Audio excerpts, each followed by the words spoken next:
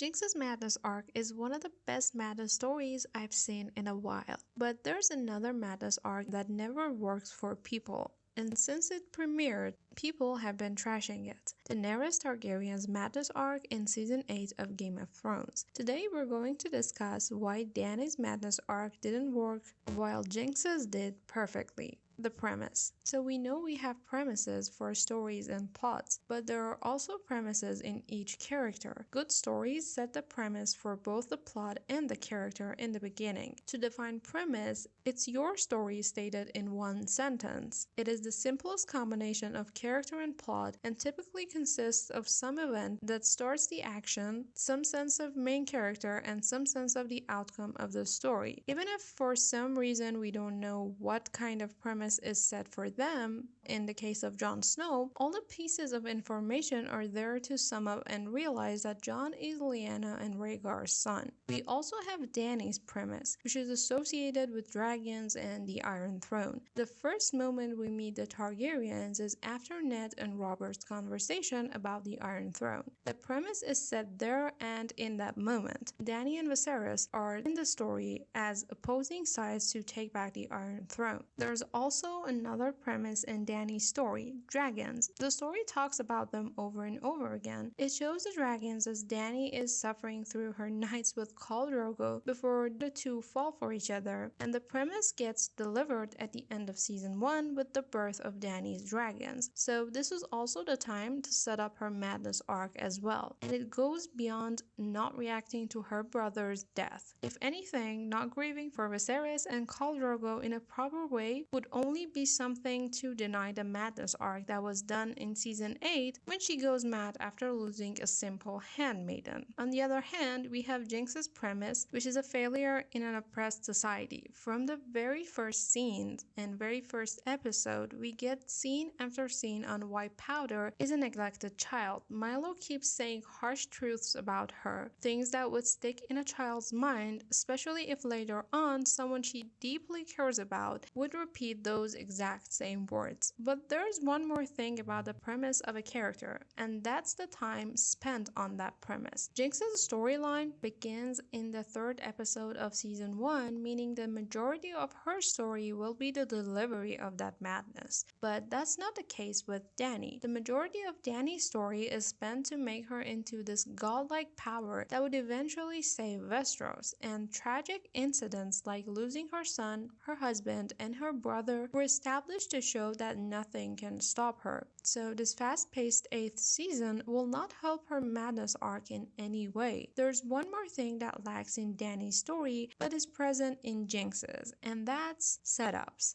Setups are a major part of storytelling, often referred to as story bits, but here's something screenwriters tend to forget. They set up one thing and it pays off in the next page. Setups usually happen in the first act, in the beginning phase of the story. This means setting up something like a madness arc can't happen in episode 4 of season 8, hoping for a good payoff in episode 5. As for Jinx, the first 3 episodes work as her setup or the setup in the entire story. So the time we spend with her in this section is the foundation and key to her behavior in the next episodes. Character motivation. Daenerys is depicted as a very ambitious character, someone who loses everything but gains something else in return, an ambition for the greater good. And that's the belief and the motive behind her actions. She wants to make a different world, be a different conqueror, someone who would eventually save the people of Westeros. For the sake of the greater good, Dany walks into the fire believing this would change her. And it's such a subtle metaphor for the death of the Dany that loved her husband and her child. This is going to be a ruler, someone who can make the tough decisions. So betraying those motivations is the key reason why Dany's madness arc feels like a betrayal to the audience themselves. On the other hand, Jinx or Powder has been living in the Undercities her whole life,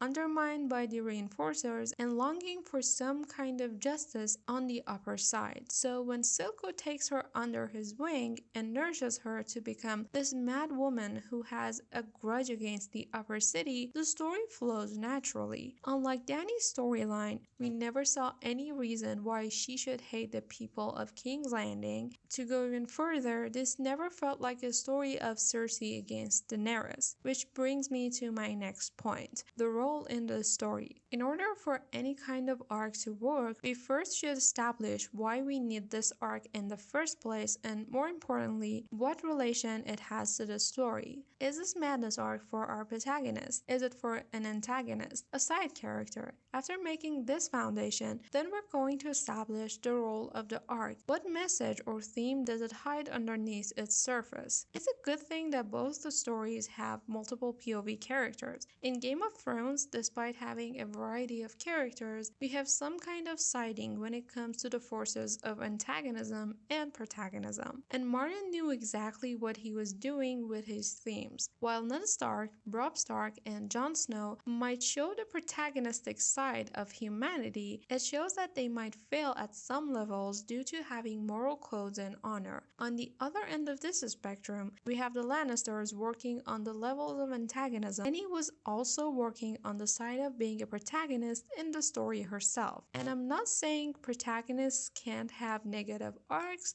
but as I said before, the establishment and previous setups would also matter severely to the audience. So it's safe to say that Game of Thrones knew what it was doing in the first place, but kind of forgot its themes and messages along the way. And that's why Dany's madness doesn't bring anything besides anger in the audience. In Arcane, we also have multiple point of views, while the story is mostly about Y and Jinx. They're supposed to show two sides of the same story. Growing up in the oppressed society can either make you into a tough hero like Y who would stick to moral codes, or someone like Jinx who would also be advised by Silco to become the monster that wants revenge on the city. And both of them work because people would react differently under harsh circumstances. This would create various messages that I'm sure Season 2 of Arcane will explore more, but to talk about Season 1, the two sides of the spectrum come with two side characters for each of our protagonists. While Silco is pulling down Jinx further and further into believing that the only way of survival is the destruction of the upper city, Caitlyn is the vital side character in Vi's storyline to show how the upper side and the undercity might and probably could work together. As I'm mentioning side characters, my next point is becoming clearer.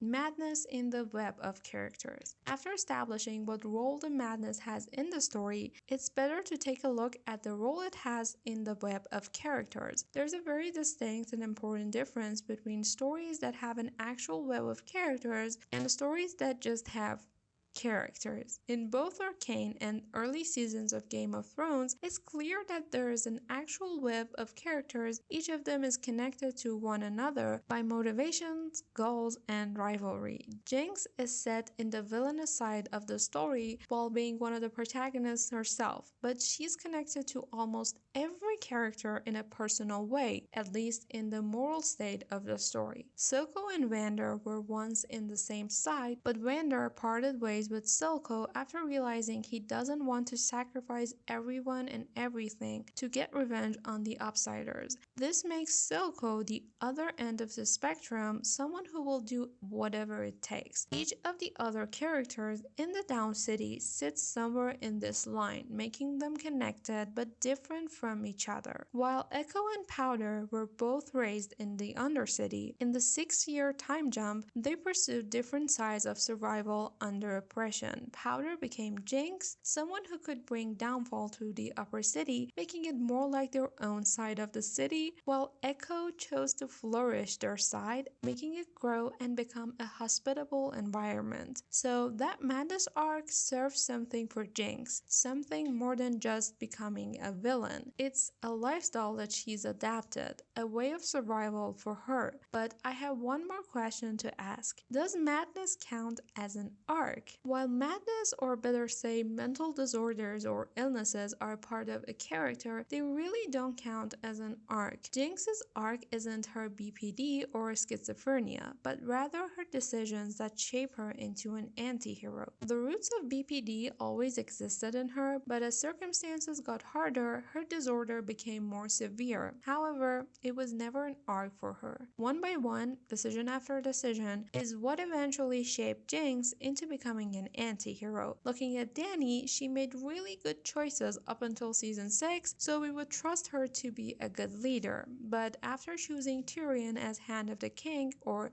Hand of the Queen, everything changes for her. Not only there's no character consistency in Tyrion, who was once such a wise person, but there's no shred of the past Dany. Even if in some ways she was chosen to suddenly go through a negative arc, there was a lot of establishment the writers missed, and they thought setting up something in one episode before the payoff was somehow a good idea. What do you think about all this? Do you agree with me or not? Let me know in the comments, and see you next time.